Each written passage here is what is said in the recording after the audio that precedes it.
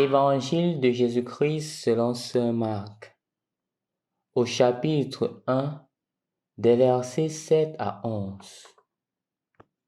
En ce temps-là, Jean le Baptiste proclamait: « Voici venu derrière moi celui qui est plus fort que moi. Je ne suis pas digne de m'abaisser pour défaire la courroie de ses sandales. Moi, je vous ai baptisé avec de l'eau. Lui vous baptisera dans l'Esprit Saint. » En ces jours-là, Jésus vint de Nazareth, ville de Galilée, et il y fut baptisé par Jean dans le Jourdain.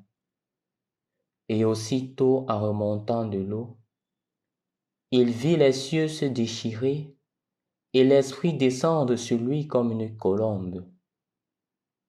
Et il y eut une voix venant des cieux: « Tu es mon Fils bien-aimé, en toi je trouve ma joie. » Au nom du Père et du Fils et du Saint-Esprit. Amen. Loué soit Jésus-Christ. Chers frères et sœurs dans le Christ, aujourd'hui nous voyons le baptême de Jésus.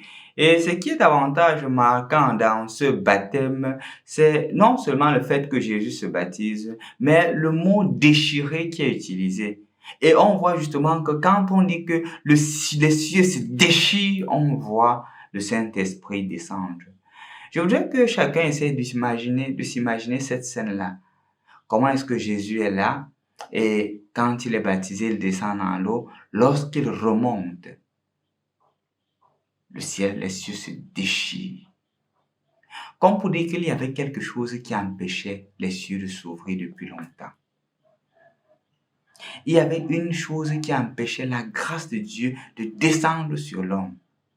Et c'est avec Jésus que cette grâce-là est capable de venir, est capable de se matérialiser avec les cieux qui se déchirent. Pourquoi? Tout simplement parce que Jésus est le Fils de Dieu, il est Dieu et il est saint. Il a accepté la mission que le Seigneur lui a confiée. Acceptant cette mission-là, son action fait l'impossible devenir possible. Il réalise l'irréalisable parce qu'il accepte la mission de conduire le peuple vers le salut. Je crois que c'est beau de l'écouter, mais aussi c'est une invitation pour nous de nous faire comprendre d'une certaine manière que notre fidélité au Seigneur débloque plusieurs chaînes. Notre fidélité au Seigneur n'est pas seulement fidélité pour notre bien, c'est aussi fidélité pour le monde qui nous entoure.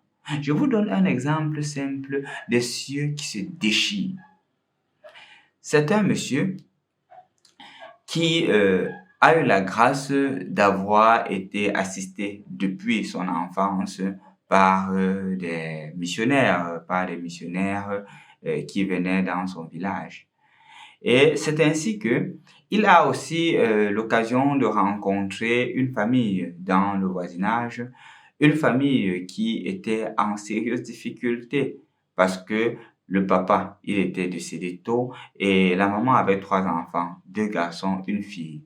Et la fille, puisqu'elle a eu dans son enfance, disait-elle, des expériences d'abus, donc elle était bloquée psychologiquement. Donc pour elle, un garçon qui l'abordait, c'était un garçon qui voulait seulement abuser d'elle.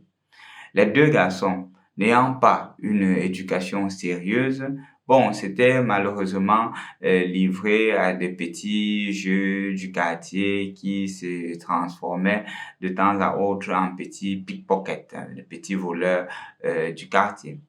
Ce monsieur se rend compte de cela et il voudrait aider la famille. Voilà qu'il appelle la dame et ses enfants et il dit que regardez, je suis conscient de votre situation et je voudrais vous aider. La dame, elle accepte, mais la fille est assez pessimiste, elle est assez méfiante à l'égard de ces générosités surprenantes. C'est ainsi que elle, pour un premier temps, décline l'offre. Mais les garçons acceptent. Il dit qu'il va amener les garçons se former. Les garçons, le premier jour, arrivent à la maison, les choses se passent bien. Le deuxième jour, quand ils arrivent, ils trouvent des choses chez le monsieur et ils se mettent à dérober.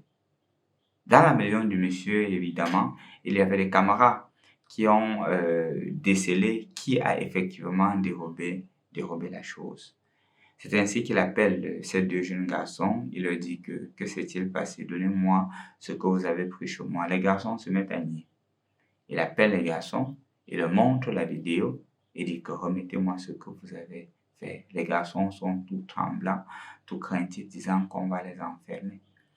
Il se met à les écouter. Il se demande qu'est-ce qui les pousse. Il est en train de vouloir leur sortir d'une situation pénible, mais ce qu'ils ont à trouver, c'est de chercher davantage à l'arnaquer au lieu de profiter de sa générosité. Les garçons demandent sincèrement pardon. Et le monsieur, effectivement, pardonne avec un peu de prudence, mais il permet à ce que les enfants continuent la formation. Quand ils arrivent à la maison, ils racontent cela à leur sœur, disant qu'effectivement, nous avons été pris en flagrant délit de vol et voilà que nous avons été sincèrement pardonnés. C'est ainsi que la fille se met à penser et à croire que ce monsieur-là veut effectivement les aider. Il n'a rien de mauvais en tête. Elle reste toujours à la maison. Voilà qu'un jour, rentrant le soir, il la voit en train de bavarder avec des personnes en cours de route. Il l'appelle. Il lui dit, viens, je peux t'aider à continuer les études. Je pourrais vraiment t'aider à devenir la meilleure version de toi-même. C'est ainsi que la fille, avec un peu de doute, mais dans l'extrême pauvreté et l'extrême besoin, elle accepte. C'est ainsi que ce monsieur l'aide et aide ses frères faisant la formation. Elle avance dans les études, elle finit sa licence et finissant sa licence, elle est capable de trouver un très bon travail dans une compagnie ici à Douala que le monsieur l'aide à trouver. Et c'est à elle, plus tard, de faire le témoignage et de dire que ce monsieur a déchiré son cœur. Elle n'avait qu'un regard pessimiste sur les hommes. Depuis l'abus sexuel de son enfance, elle s'était dit plus d'hommes dans sa vie. Et non seulement plus d'hommes, elle voyait les hommes comme des animaux.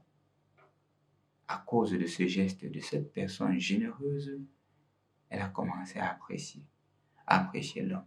C'est ainsi qu'elle a eu la grâce aussi de trouver un garçon avec qui elle s'est mariée. Donc, ils sont déjà en train de célébrer leur 3e anniversaire de mariage et leur 2e fille. C'est pour te faire comprendre, mon frère, ma soeur, que quand nous posons des actes de générosité, nous déchirons les cieux. Quand nous nous soucions des personnes en difficulté, quand nous nous associons, par exemple, dans une famille, et on voit qu'une personne n'a pas de moyens d'aller à l'école, on aide la personne à aller à l'école, nous déchirons les cieux. Parce que nous ne le voulions pas, nous sémons dans cette personne-là, dans cet enfant, la graine de la générosité.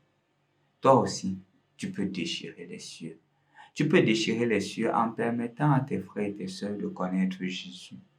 Tu peux déchirer les cieux en aidant les nécessiteux qui sont autour de toi.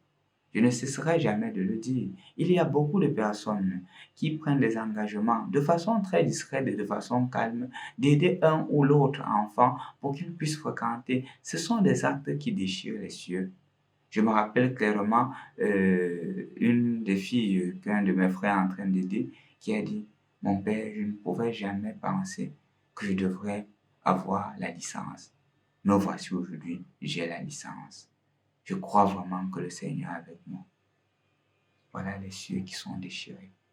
Et je vous assure, cette personne, cette jeune fille, je n'en trouve pas plus généreuse qu'elle dans sa pauvreté.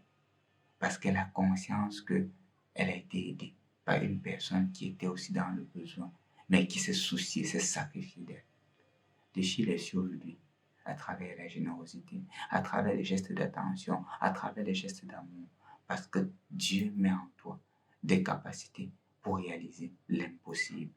Toi, utilisez cette grâce pour déchirer les cieux et faire descendre l'Esprit Saint.